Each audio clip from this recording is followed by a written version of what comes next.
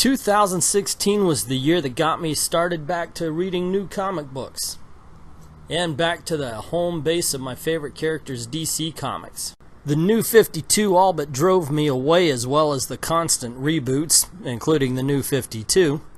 However, when I heard about DC's Rebirth, I decided to give it a try and ended up jumping in with both feet. But enough of the chit-chat. It's the end of 2016, so let's look back at the year, starting off with the non-Rebirth titles that DC has offered. What happened to Vertigo? It used to be so good. It used to be where you went to get mature storylines that you actually had to think about to understand. It was the home of smart titles like Books of Magic and The Sandman. I have just not been impressed by the run of titles I've seen this year from Vertigo. Now you have Red Thorn, which proves you can be bloody and boring, or bloody boring.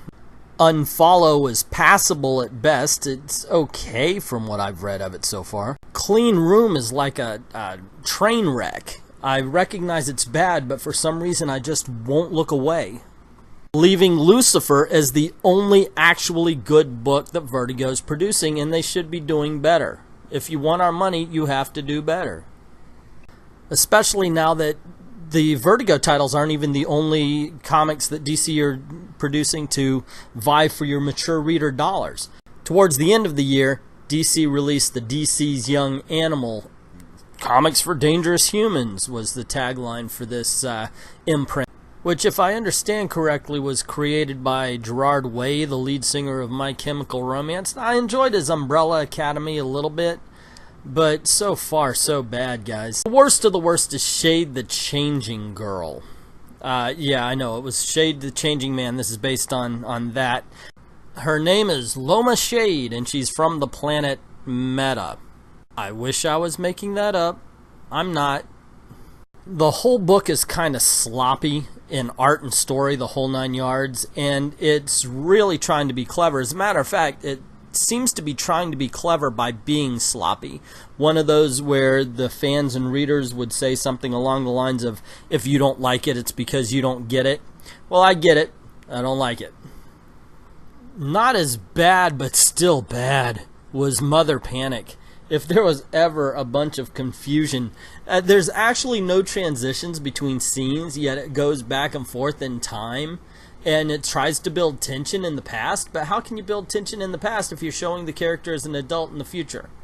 It does not work that way, guys. Anyway, Mother Panic is a new hero, quote, hero, unquote, of Gotham, and so Batman does make a small appearance. The covers are a little misleading.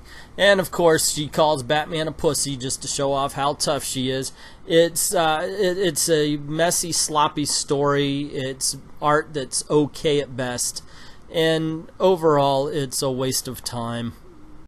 Now, with better art, Cave Carson Has a Cybernetic Eye could actually be good. It's got a decent enough story, but the art is childlike.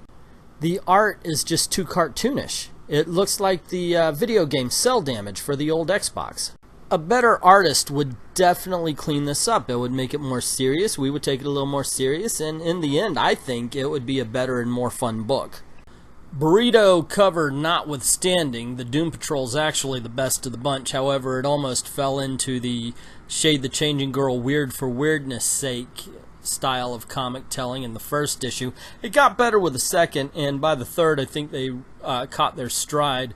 The third issue was actually pretty good, where they actually visited a land that was a person, and that was fun. So I'm looking forward to seeing what's going on next. It hasn't gotten a narrative yet, so you know that's gonna come.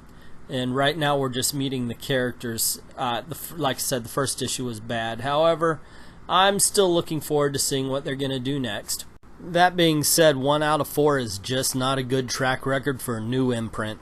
This brings us to the digital first comics that DC likes to release. Let's start with the Bombshells, DC Comics Bombshells, which I really wanted to like.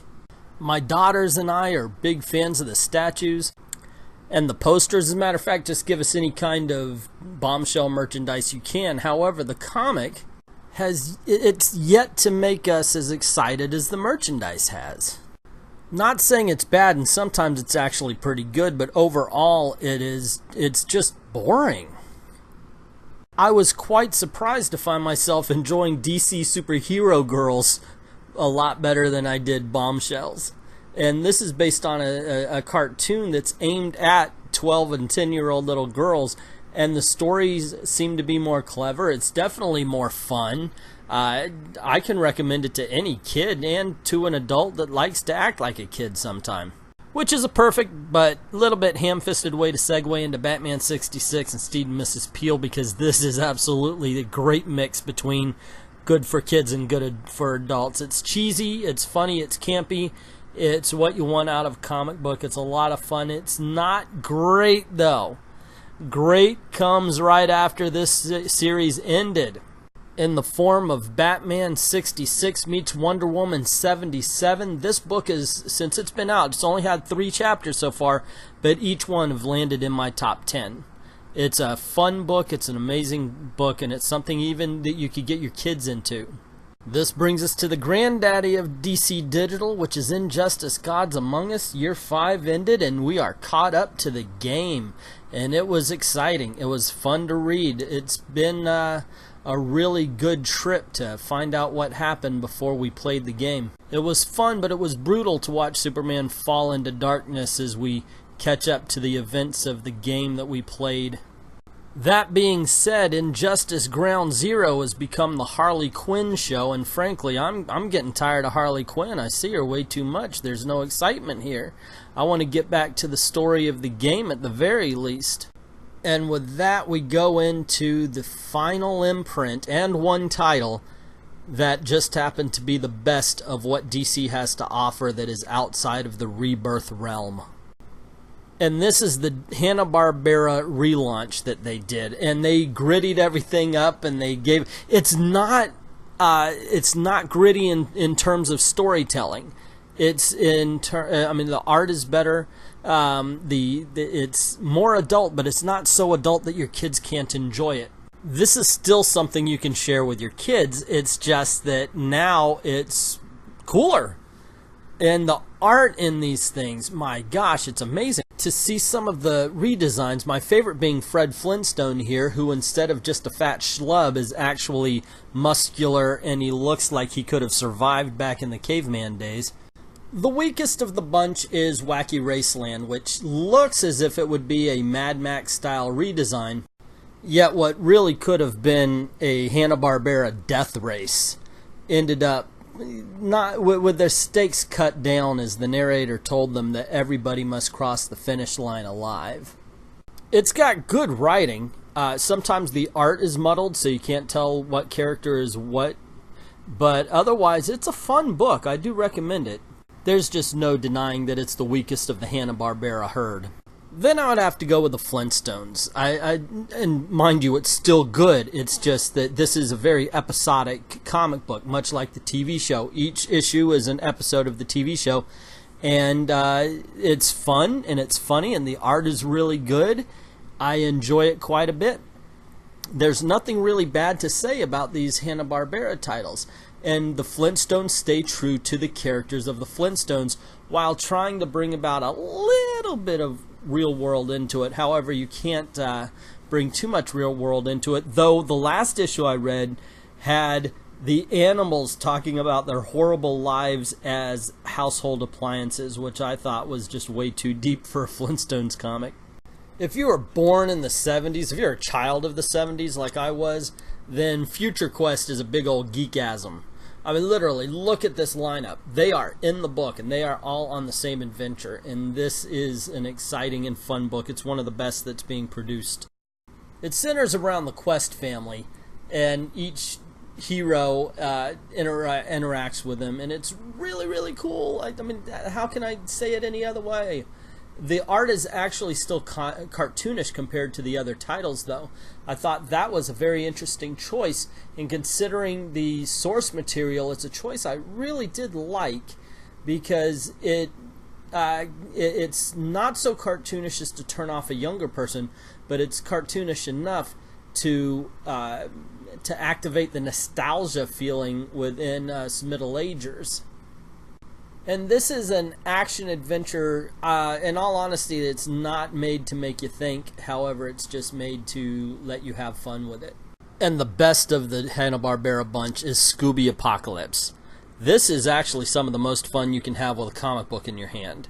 The art is dead on. I mean, look at this right here. All the characters are who they're supposed to be, but they are just drawn a little bit more realistic. Velma into the world that has turned people into monsters. They are just trying to survive one end of town to the other. It is the Left 4 Dead of Scooby stories, and it works. You would think, they've been dealing with monsters since the 1970s, and now they're actually really dealing with a world that's turned to monsters. It's fun. It's entertaining. There's just, my gosh, talk about something you cannot speak badly about. This is the book. There has not been an issue of this book that I have not yet enjoyed. I love the redesigns. I love the character design. I like that Daphne's a badass. She's not, because in the cartoon, really, she's not much of anything. Velma, of course, is the genius that she is, and she's so much so that she's almost absent-minded. And Shaggy and Scoob are played as the cowards who always get things done, which they were in the cartoon. A+ all around for this book. And this leads to the last and the very best of the DC comics that are not a part of the Rebirth. Gotham Academy second semester is easily the best of the DC comics that are not involved in the Rebirth. As a matter of fact, it's one of the best DC comics that's being produced right now, hands down. Whether Rebirth or not, this is a book that you really should be paying attention to. It's consistently in my top 5 every time it comes out. If you haven't read it, it's a detective story of all things, as the students of Gotham Academy find the secrets of the school they are going to. And it's interesting every time. It's thrilling, it's cute, it's fun. There's just, it hits on all sorts of elements. The artwork is perfect for the story. It's never bad. It's never drawn quirky or anything. And it just lands, it sticks every landing. There's, how many ways can you say it's great? This is an A+ book, and it deserves to be seen by everybody. And if you're a comic book reader, you deserve to read something this good. So that's part 1 of the DC Comics Best and Worst of 2016, focused on the non-Rebirth titles. What did you think? Do you agree? Do you disagree? What's your favorite non-Rebirth title? Let me know in the comments below. Also, don't forget to click like and share. And if you like videos like this and you want to see more, please click subscribe to see more.